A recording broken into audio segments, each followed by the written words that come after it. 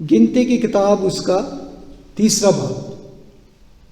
कलाम मुकद्दस में यूँ लिखा है, और जिस रोज़ खुदावन ने कोहे सीना पर मूसा से बातें की, तब हारून और मूसा के पास ये औलाद थी। हारून के बेटों के नाम ये हैं: नदब जो पिलौठा था, अबीहू और अलीएज़र और इतमर। हारून के बेटे जो कहानत के लिए मंसूब हुए और जिनको उसने कहानत की खिदमत के लिए मखसूस किया था, उनके नाम यही हैं। नदब और अबीहू तो जब उन्होंने दश्ते सीना में खुदावंद के हुजूर ओपरी आग गुजरानी, तब ही खुदावंद के सामने मर गए और वो बे औलाद भी थे। और अलीएज़र और इतमर अपने बाप हारून के सामने कहानत की खिदमत को अंजाम देते थे। और खुदावंद ने मूसा से कहा, लावी कबीला को नज़दीक ला और हारून काहिन के आगे हाजिर कर, ताकि वो उसकी खिदमत करे, और जो कुछ उसकी तरफ से और जमात की तरफ से उनको सौंपा जाए वो सब खैमा इज्तिमा के आगे निगहबानी करें, ताकि मस्कन की खिदमत बजा लाए। और वह खैमा इज्तिमा के सब सामान की और बनी इसराइल की सारी अमानत की हिफाजत करे, ताकि मस्कन की खिदमत बजा लाए। और तू लावियों को हारून और उसके बेटों के हाथ में सुपुर्द कर। बनी इसराइल की तरफ से वो बिल्कुल उसे दे दिए गए हैं। और हारून और उसके बेटों को मुकर्रर कर, और वह अपनी कहानत को महफूज रखें, और अगर कोई अजनबी नज़दीक आए तो वो जान से मारा जाए। और खुदावंद ने मूसा से कहा, देख, मैंने बनी इसराइल में से लावियों को उन सबों के बदले ले लिया है जो इसराइलियों में पिलोठी के बच्चे हैं।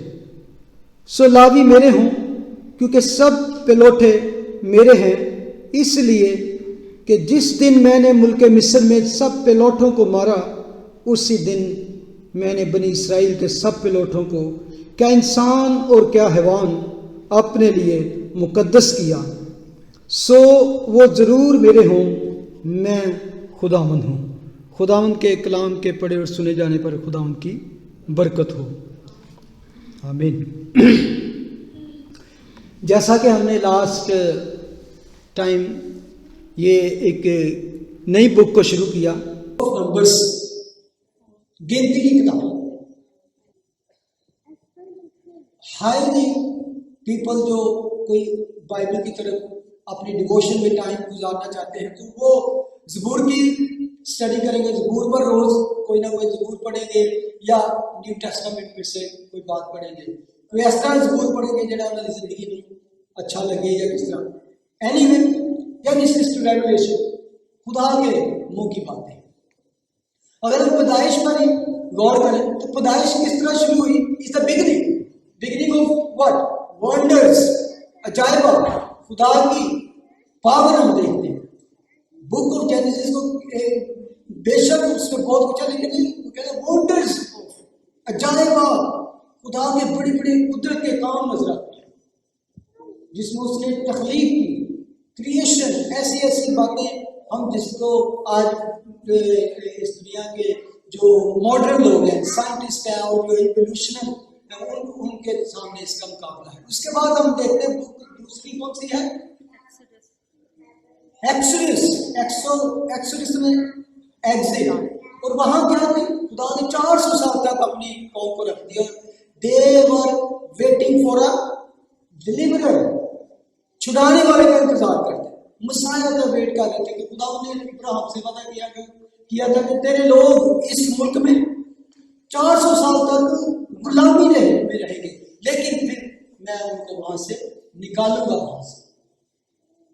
तो जब वो गए, वो 70 जाने थे, लेकिन जब वो निकले एक बड़ी भीड़ थी, जिसमें से पिछले दफा हमने काउंट किया, सिर्फ लड़ाई करने के लिए 20 साल से ऊपर के लोग जो थे 6 लाख से ज्यादा थे। तो उसमें वो भी देख लें जो लड़ाई करने के काबिल नहीं थे, जो वो दूसरी उम्र के लोग थे, औरतें और बच्चे। तो कितना बड़ा ये एक ग्रोथ है। वंडर्स के बाद है वेटिंग, उसके बाद अहबार की किताब लेविटिकस। लेविटिकस में क्या है कि खुदा ने अपने लोगों को सिखाया विल्डरनेस में हाउ टू अप्रोच गॉड, खुदा तक कैसे पहुंचा जाए। वर्शिप का असल में अगर देखें ना तो बुक ऑफ लेविटिकस अहबार की किताब है, वर्शिप की किताब है। खुदा तक पहुंचने के लिए हमें उसके आगे अपने आप को किस तरह पेश करें, तो लेविटिकस बुक ऑफ वर्शिप। अब जिस बुक को हम पढ़ रहे हैं ये थी विल्डरनेस, वॉन्डरिंग, वॉन्डरिंग यानी कि वार्डिंग, इधर कोई उधर जा रहे हैं, यानी they were walking but they were not reaching anywhere. वो जिस तरह रॉकिंग चेन नहीं होती, अब चल रही है लेकिन जा सकते नहीं, उठे ही बैठे। That was the actually situation in the wilderness Israel के लोगों की, जो तकरीबन 2 वीक का, लेस देन 2 वीक का सफर था, उसके लिए उन्हें 40 साल लग गए, because they were wandering round and they were good. So from wonders to waiting, worship to wandering. तो खुदा इन लोगों को, जैसे कि मैंने पिछली दफा भी बताया कि खुदा अपने लोगों को तैयार कर रहा था, तो उसने सबसे पहले उनको अरेंज किया, मैनेजमेंट। और जो तीसरा चैप्टर आप पढ़ेंगे वो है मिनिस्ट्री का चैप्टर, अरेंजमेंट, मैनेजमेंट और फिर मिनिस्ट्री। इसमें खुदा वो लोगों को के साथ कलाम करता है जिनको उनमें काउंट नहीं किया गया। तो वो कौन सा कबीला था? लावियों का कबीला, जिनको उनमें काउंट नहीं किया गया, ना जग में ना ही और जगह। मैं जितना भी इस बात को गौर करता हूं कि खुदा की इंजीनियरिटी, खुदा की जहानत, खुदा के ऑर्डर, जिस तरह उसकी मैनेजमेंट, अरेंजमेंट की, इट इज अमेजिंग। इवन मैंने जो लास्ट टाइम आपको बताया कि किस तरह उन्होंने खैमा इज्तिमा कहता हूँ, विल्डरनेस में सारे कैंप्स को किस ऑर्डर में खुदा ने कहा कि ये फलां कबीला जो होगा ये यहाँ होगा, east side, north side, west, south, उसका एक खास, जितना भी उसको गौर करेंगे, why this tribe is with this tribe is north side, this tribe is east side, इस एवरीथिंग इज मीनिंगफुल। अगर उसी बात को देख लें कि खुदा ने यहूदा को कहा कि तेरा कबीला जो होगा उसका फेस किधर होगा, ईस्ट की तरफ होगा, और ईस्ट की तरफ जो था, जो खैमा इज्तिमा था, जो टैबरनेकल था, उसका दरवाजा था। तो जब भी आप उसके कबीले के लोग बाहर निकलेंगे तो उनको सबसे पहले क्या, टैबरनेकल, खुदा का खैमा इज्तिमा नजर आएगा। और यहूदा को खास अहमियत दी गई। वाई द ट्राइब ऑफ जूदा, यहूदा के कबीले को क्यों खास अहमियत दी गई? क्योंकि उस कबीले से मसाया गया बब्बर, यहूदा का बब्बर, वो उस कबीले से पैदा हुआ, तो उसको वो जगह दी गई। उसके पीछे जितने कबीले थे, 3 यहूदा के बाद जो 2 भाई थे उनके कबीले थे, उसके बिल्कुल ऑपोजिट खैमा इज्तिमा की पिछली साइड पर जो तीनों कबीले थे, वो भी उसके वो भाई थे जो एक ही मां से पैदा हुए थे। 12 बेटे थे, लेकिन बाप एक था, 4 माई थी उनकी। ठीक है, तो जितने एक मां से थे वो एक ही कबीले, एक ही लाइन में थे। जो राहल के बेटे थे, जैसे यूसुफ और बिन्यामीन, दोनों भाई एक ही राहल से थे। तो उसके बाद यूसुफ के 2 बेटे थे, मनस्सा और इफ्राइम, इनको एक ही ग्रुप में रखा। जो लोडियों के थे उनको एक ही ग्रुप में, यानी कि इवन तो दे वर ब्रदर्स, लेकिन स्टिल दे हैव आपस में कंटेंशन है। आपको याद होगा यूसुफ से वो कितना नफरत करते, इवन भाई थे, लेकिन ये खुदा की ऐसी एक प्लानिंग थी कि जो जिसके साथ ज्यादा क्लोज रहना पसंद करता उसी कबीले को उसके साथ रखा। ये नहीं खुदा होते रख दो, no, that was not like randomly खुदा ने किया। जितना भी आप गौर करें, ये जो इवन उनकी सेटिंग थी, जो ऑर्डर था, इट वाज अमेजिंग, जो मैं बात कर रहा हूं। लावी याकूब के 12 बेटों में से तीसरे नंबर पर था।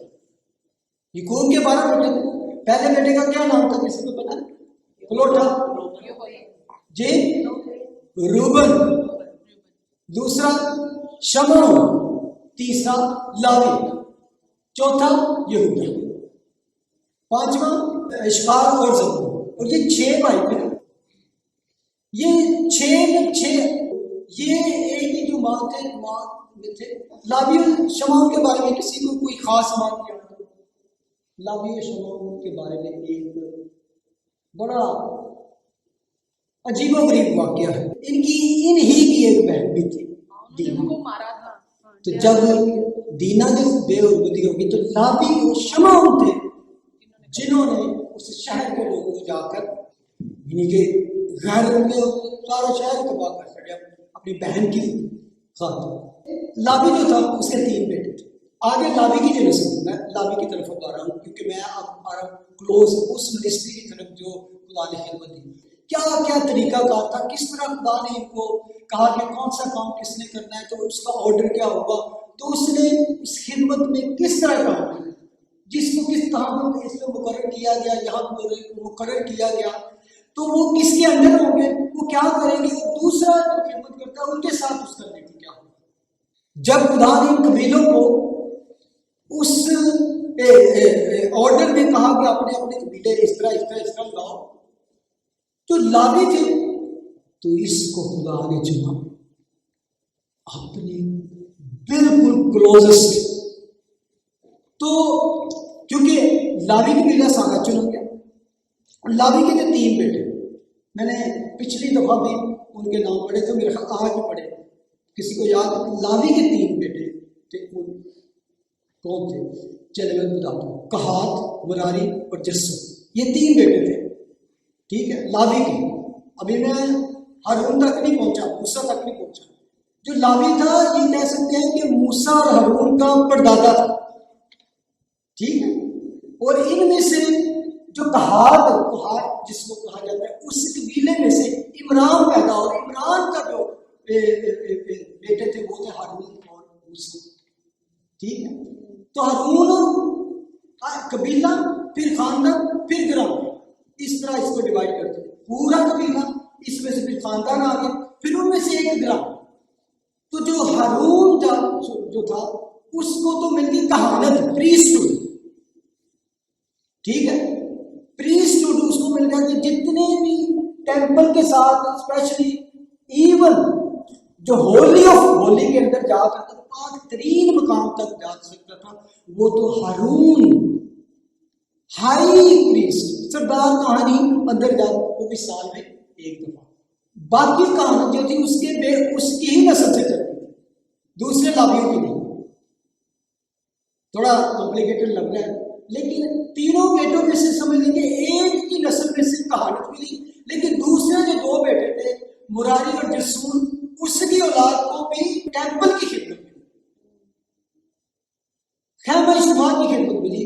और उसके बाद जब हैकल बन गई तो यही कबीला और यही खानदान वहां भी उसकी खिदमत करते रहे, और ये नस्ल दर नस्ल उनके लिए हुक्म था कि ये काम इस कबीले नहीं करते, इसलिए खुदा ने उनको दूसरे कबीलों से अलग कर दिया। तो जो हारून के कबीले को तो मिल गई कहानी थी जिसमें प्रीस्ट था, सिर्फ प्रीस्ट हैकल के अंदर जा सकते और खैमा इज्तिमा के अंदर जा सकते थे, लेकिन उनमें से भी जो पाक तरीन मकाम था, होली ऑफ होलीज, उनमें उनका बाप हारून ही एक बार साल में जा, उसके बेटे भी नहीं जा सकते। लेकिन उसके बाहर जो खैमा इज्तिमा था, जो टैबरनेकल था, उसके बाहर जो एरिया था, जहां पे कह सकते हैं कि आप हाथा कह रहे हैं, वहां पर लावी आ सकते थे। लावियों की यहाँ पे खिदमत बताई गई, लेकिन उनको कबीलों में तो जगह नहीं दी गई थी टेंट लगाने की। तो फिर क्या, फिर उन 3 कबीलों को जो पहले जो फ्रंट था, वहां तो हारून और मूसा के टेंट होते थे, लेकिन दाएं और बाएं एक जगह पे कहात के, एक दफा बुलारे के, और पीछे जसूम के, यानी कि सबसे क्लोजेस्ट इवन टैबरनेकल जो था खैमा इज्तिमा, वो लावियों के टेंट थे। इनके बाद दूसरे चार साठ को तीन कबीलों के क्या थे, टेंट थे। और एक और वर्ड आपको बार बार मिलेगा, वर्स 10 में 3:10 में लिखा है, हारून और उसके बेटों को मुकर्रर कर वो अपनी कहानत को महफूज रखें, और अगर कोई अजनबी नजदीक आए तो वो जान से मारा जाए। ये पहली दफा नहीं, इससे पहले भी इस तरह का हमने पढ़ा कि खुदावंद ने कहा कि वो मकदस को देखने की खातिर दम भर के लिए भी अंदर ना आए पाए, ता ना हो कि वो मर जाए। ये बार बार इस तरह का वर्ड हम पर पढ़ने को मिलता है कि खुदा ने इतनी सख्ती से, इतना रिजिड क्यों था वो लावियों के साथ या उन लोगों के साथ कि कोई पास भी आए तो मर जाएगा। अभी आपने एक दो नाम सुने हुए, नदब और अबीहू, कितने लोगों को याद है कि ये क्या वाक़या था? ठीक है, उनको और किसी, नदब और अबीहू, ये अली हारून कायम के 4 बेटे थे। उनमें से जो बड़े बेटे थे उनमें नदब, अबीहू, और 2 और बेटे थे एलीएजर और इतमर, 4 बेटे थे। और कहानत का जो प्रीस्टहुड का जो जिम्मेदारी थी इस घराने को दी गई थी, तो इनको भी हुक्म नहीं था। जो जब आपने नदब और अबीहू की स्टोरी जानते हो, आपको पता कि ये किस तरह खुदावंद के हुजूर से आग निकली थी तो इनको खा गई थी।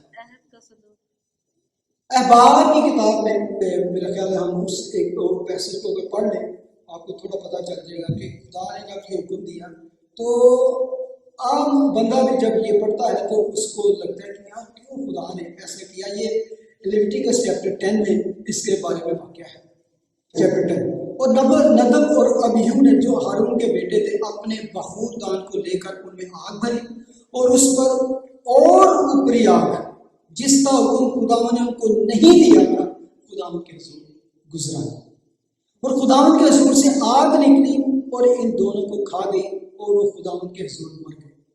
यहाँ पे एक वर्ड है ऊपरी आग, जिसे इंग्लिश में क्या, अनऑथोराइज्ड फायर, जो खुदा ने हुक्म नहीं दिया था। इवन जो उनके पास चिराग थे या वो दूसरे चीजें थी जिनमें आग लेकर मजबा पर जलाते, तो खुदा ने कहा था ये आग भी तुमने ऑथोराइज्ड जगह, तो वो कौन सी थी, बाहर जो बड़ा मजबा करता था, ब्रॉन्ज ऑल्टर जिसे कहते हैं, पीतल का मजबा था जहाँ पे कुर्बानियां दी जाती थी, जो लोग लेकर वहां से आग लेकर उनमें डालनी होती थी।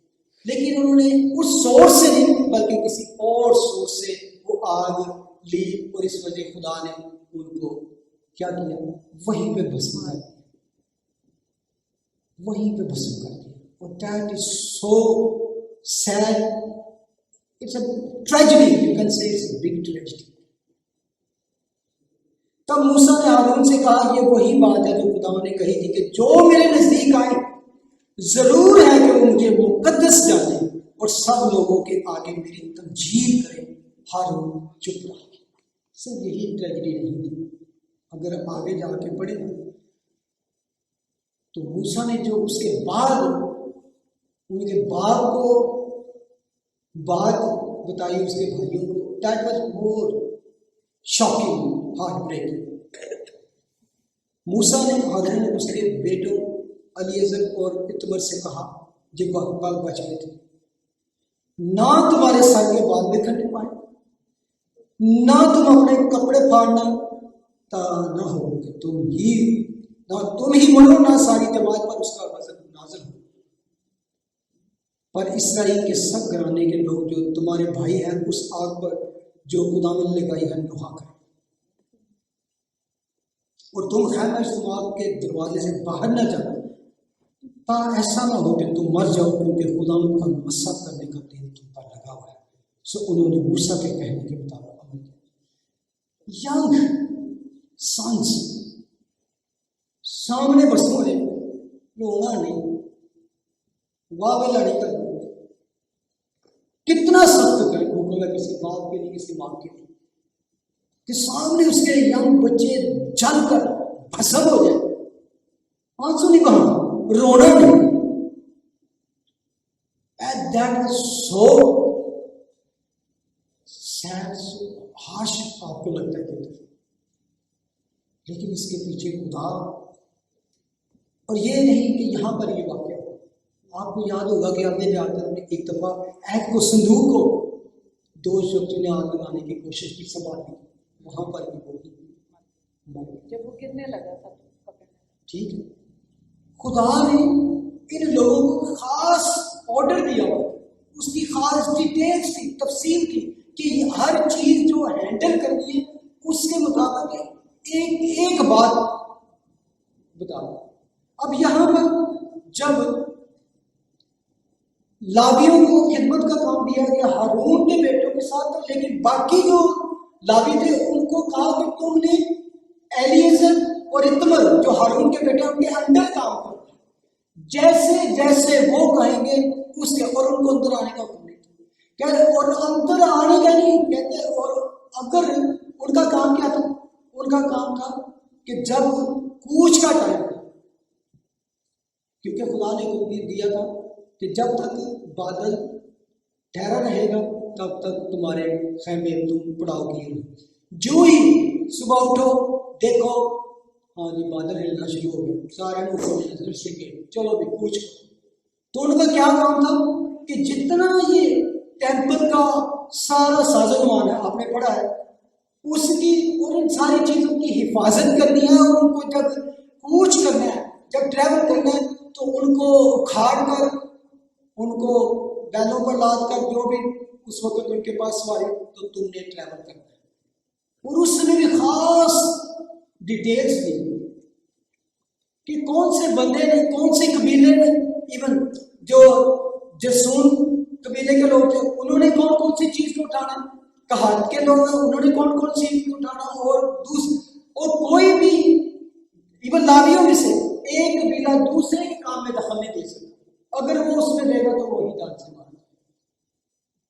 टेम्पल के अंदर, खैमा इज्तिमा के अंदर आने की लावियों को इजाजत नहीं, सिर्फ हारून के बेटों।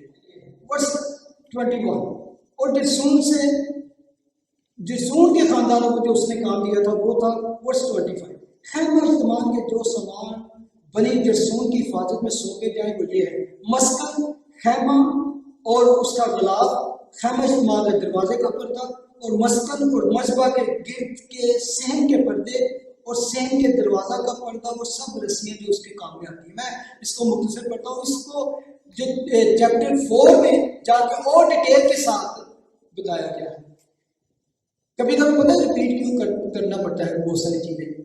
हिब्रू जो राइटिंग का स्टाइल था, तहरीर जो लिखते तो उनका स्टाइल ये था कि पहले एक बात को बहुत मुख्तसर शॉर्ट लिखते, फिर आगे जाके दूसरे चैप्टर में उसको डिटेल के साथ लिखते।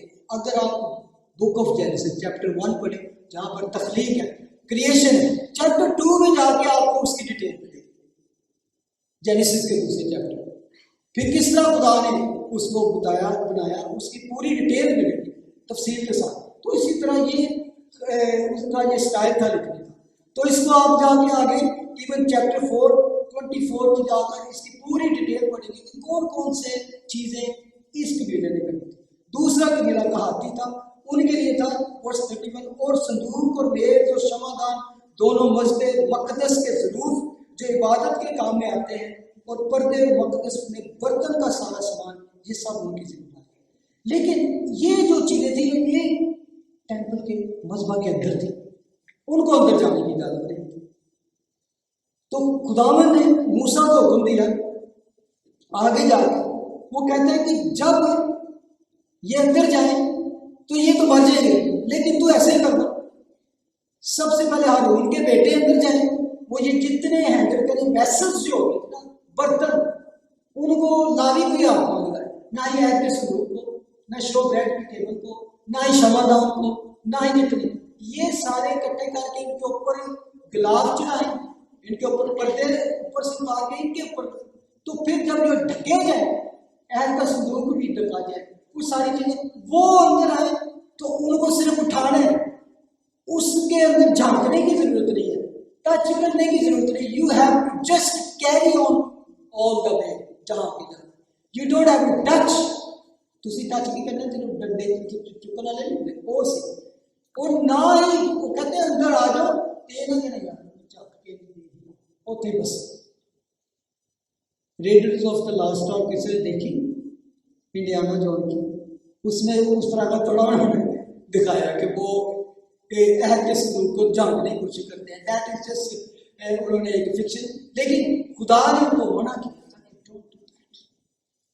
वो हारून ही और उसके बेटे, उनको ज्यादा कि वो जितने बर्तन थे वो उनको हाथ भी नहीं लगा सकते, उन्होंने सिर्फ, और ये कहाती के थे, वो कबीला अंदर आके तो ये उठा सकता था, मुरारी और किस्मत अंदर आके ये भी नहीं, उनके क्या काम थे। उसके बाद जो तख्ते थे, जो बाहर की चीजें थी, वो उन्होंने उठा दूसरे कबीले, तो इन्होंने साथ ले लेके चलते रहते, सालों साल ये यही काम करते थे, और कभी कोई दूसरे के काम में दखल हो सकता था। और हर कबीले को, हर कबीले के हर खानदान को इनमें से पता था कौन सा तख्ता, कौन सी रस्सी, कौन सा पर्दा, कौन सा बर्तन किस जगह पर कैसे रखना, और उसमें गलती की गुंजाइश नहीं। बार बार लिखा कि जिसको जो जो काम दिया गया नाम लेकर उन लोगों को बताना है, दिस इज योर ड्यूटी, ये काम तूने करना है, ये काम तूने ही करना है, और इस तरह करना है, ऐसे करना है, इस टाइम पे ना लेट होना ना जल्दी, बिल्कुल परफेक्ट टाइम के ऊपर। That was a wonderful collaboration, understanding. जब ये कूच करते तो इस तरह कूच करते कि पहले ये सारा सामान इकट्ठा करके आगे आगे ये चलते, इनके आगे कहाँ चलते, पीछे फिर दादा कबीला, उसका बाद उसका कबीला, फिर दूसरे, इस तरह चलते उनके साथ साथ क्या होता है। तो जब वो बादल रुक जाता है, ऐसे ही अपने एग्जैक्ट सेम डायरेक्शन, सेम जगह पे वो अपने अपने, और उसी तरह सबसे पहले क्या था, वो खैमा इज्तिमा को सेट किया जाता। सालों साल से ये काम करते थे, और किसी की जरूरत नहीं थी। वो कहता है यार एंडे साल हो गए, तख्ता 2 तख्ते जितने चुपके से लगा, बोर हो गए, कोई नहीं ऐसा करता। इन घरानों को जो काम दिए गए थे वो अपने काम में इतने थे, आप देखेंगे कि कहीं, और ये बात जो मैं बता रहा हूँ कि ये मर गए, जलकर भस्म हो गए, ये खुदा ने क्यों किया, इसके पीछे एक वजह थी। अभी हमने पढ़ा ना कि खुदावन कहते हैं कि जब उनको पता चले कि लोगों के सामने मुझे वो मुकद्दस जाने, आई एम होली, जब भी कभी खुदा ने नया काम शुरू किया, लोगों को बताया कि I am holy, you have to come in, मेरे पास आने के लिए तुम्हें क्या करना है, तुम्हें मुझे मुकद्दस जानना है, बड़ी ताज़ीम करनी है, ऐसे जो मुँह चुप के अंदर। और चल यार मेरा दिल का था मैं जाके अंदर इससे कोई नहीं आ सकता, मेरे को माचिस ना लिया आके जला लो, प्रॉपर खुदा ने जो उनको हुक्म दिया हुआ था उसके मुताबिक करना था। और ये नहीं था कि सारे चल पे नहीं, पढ़ाओ आ गया सेट करना है, एक बंदा को यार मैं आके तो मैं मेरा और प्रोग्राम मैं बाहर चलूँगा, वो वेट कर फलाना 20 जगह मिसिंग है, टेंट का कितने तो पता चला मुरारी है वो उधर जाके सुता है, नहीं नहीं हो सकता, ऐसा नहीं हो सकता। आगे अगर ये तो विल्डरनेस में था, अगर आप आगे जब हैकल बनी तब भी खुदा ने इस तरह के इंतजाम और इस तरह की उनको वार्निंग दी कि किस तरह तुमने मुझे मुकद्दस दिया। इवन न्यू टेस्टामेंट में भी इस तरह की, जब नया चर्च शुरू हुआ तो हननिया और सफीरा का आपको याद,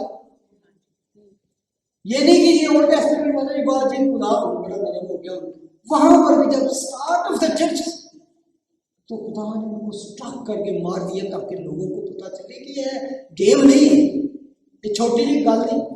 इवन ये तो यहूदियों में शुरू इशू हुआ था, इस वक्त सारे यहूदी थे।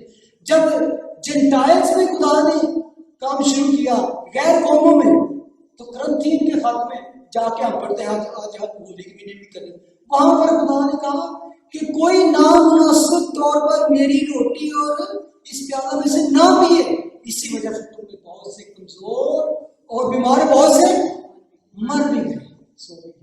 वहां पर भी ऐसा हुआ। खुदा ने गैर कौमों को बताया कि यार देवी देवता ने जिस तरह मर्जी का डील कर दो, you have to be precisely very very very mentally holy समझ के तकद्दस जानकर उसकी ताज़ीम करें। तो स्टार्ट में कई दफा कुछ भी स्टार्ट करने के लिए सख्तियां खुदा ने की, ये सख्तियां खुदा ने की। मैं समझता हूं अगर आज हम इसको देखें तो क्या आज भी खुदा ऐसा करता है? क्या हम या फिर इतने अच्छे हो गए, नेक हो गए कि हुण साढ़े ते ना तो बरसती, ना असीं बसम होंदे, ना सानू कोई ऐसा सदा मिलदी? Are we so holy or so no? Are we glad? Yes, I am. Grateful, thankful. His mercy is new every morning. लेकिन इसका मतलब है क्या मैं उसकी इस रहम को नाजायज इस्तेमाल करता हूं? खुदा अगर अपने उस कहर को थामे हुए है, रोक लेता है, तो it's not because I became something good और होली। मैं समझता हूँ बहुत सारे लोग इसको लाइटली लेते हैं और इवन कभी कभी इसका नाजायज फायदा भी उठाते। बहुत सारे लोग, पास्टर्स, लीडर्स, कई दफा वो जब उनको खिदमत मिलती है, मेरे जैसे लोग, तो अपने आप को एक बकरे सेलिब्रिटी टाइप बना अपने आप को अहमियत की, मैं भी अब खास उसके लिए खास करता हूँ। हम कभी कभी अपने उस काम को जो खुदा ने हमें दिया है वी टेक वेरी लाइट, बहुत हल्का ले लेते हैं। चले जाएंगे यार, चर्च चले जाएंगे। मैं अगर आप लोगों से कहूँ जो आज इवन स्पेशली हम जो खुदा ने हमें छोटी छोटी जिम्मेदारियाँ दी है, मुझे नहीं, आई एम नॉट परफेक्ट, बेअदबी हो सकता है आप सबसे जितने आप पैशनेट हो कामों में, खुदा की खिदमत में, मैं उससे सबसे कमज़ोर, सबसे पीछे, सबसे निकम्मा, सबसे सुस्त हो सकता हूँ, लेकिन I am learning. It strikes me first, क्या मैं इतना अच्छा हूँ कि आज मुझ पर आग नहीं बरस? क्या मैं इतना, या मेरा खानदान, क्या हमने सब कुछ खुदा के हुक्म के मुताबिक करे? नो। लेकिन मैं समझता हूँ अगर खुदा का गज़ब रुका हुआ है, अगर उसने तो स्टिल टाइम उसके आकर इकरार करे, तौबा करे, खुदा मुझे माफ कर, तूने इतने देर तक अपना कहर मुझ पर बरसने से रोके रखे मेरे खानदान पर, तो ये तो तेरा बड़ा रहम अजमल और खुरमा आ जाए तब तक मैं इसको रैप अप करता हूँ। मैं ये असल आज करना चाहता हूँ, specially don't take anybody personal. मैं स्पेशली अपनी टीम से बात करना चाहता हूँ कि क्या हम छोटी सी खिदमत को बेबी कोई ये समझे मेरी केड़ी खिदमत, मैंने कड़ा रिकॉग्नाइज कभी किया, मेरा कभी नहीं, मैं तो बस छोटा है, मेरा खास काम पे है, मैं जो मर्जी आवा चला जा, मेरे ना जाना की फर्क पड़ता है, मैं नहीं जाना होगा, मैं बिजी है या मैंने काम लेके दिया, आज मैं नहीं आऊँ, कल मैं नहीं आऊँ। तो क्या समझते हैं? बेशक खुदा का काम हमेशा चलता रहता है, लेकिन जैसे मैंने कहा कितने बड़े खैमा इस्तेमाल में बहुत बड़ा, अगर आप उसे डिटेल्स पढ़े ना जाके, किस तरह पर्दे लगाने हैं, किस तरह टेंट लगाने हैं, किस तरह रस्सियाँ लगानी है, मेखा लगानी है, उसके it was a big job. लेकिन अगर आप डिटेल्स पढ़ें तो जब फिक्स करते थे with in half an hour done, तुझे को अद्धे घंटे और किस तरह हो सकता? There were 8,580 people was working in this. मैं कहना कई बार साढ़े को छोटा जिहा चर्च ही होता है जो सेटअप करता हूँ. We don't come on time sometimes. We take it so lightly. कैसे भी जाओगे तो नहीं. कभी ना ये समझो अगर कोई भी आपको रिकॉग्नाइज करना, you are in the eyes of God. खुदा की आंखें में भी आपने ये उधर ही रखना, ये काम उधर करना, ये केबल्स काटना, ये लैपटॉप संभालना, ये कुछ भी करना. It's very very important. You have very important work, very important job in the eyes of God. ये कभी अपने काम को अगर आप छोटा समझेगा ना कोई, तो वो आप खुद समझ सकते, खुदा नहीं समझते. मूसा के बारे में मैं बेशुमार यहाँ पे आयते हैं जिसमें बार बार, और जैसा खुदावन ने मूसा को दिया हुक्म दिया उसने उस हुक्म के मुताबिक किया. जैसा खुदावन ने मूसा को उसके हुक्म के मुताबिक किया.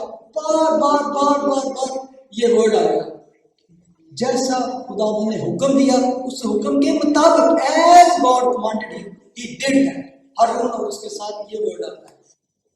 खुदा ने जो आपको काम दिया है, just keep it doing with diligent, दिल के साथ उसको करते रहें करते रहें करते रहें.